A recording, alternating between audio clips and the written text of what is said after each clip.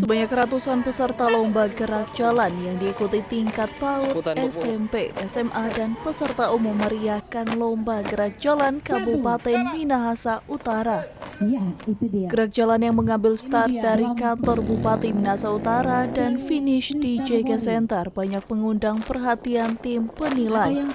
Gerakan variasi serta yel-yel menarik dipertunjukkan para peserta di tempat finish.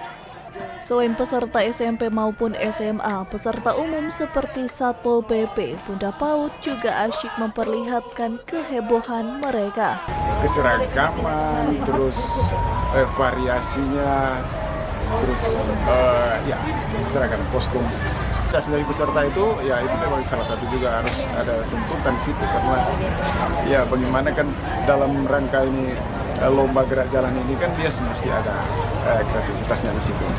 Kalau sini untuk sekarang ini hari pertama dari PAUD, kemudian SMP dan SMA, kemudian ya dari ada sebagian ibu-ibu pengurus pimpinan PK ya. Dia pun mengatakan khusus para siswa yang mengikuti gerak jalan ini bisa membangun disiplin bagi anak-anak.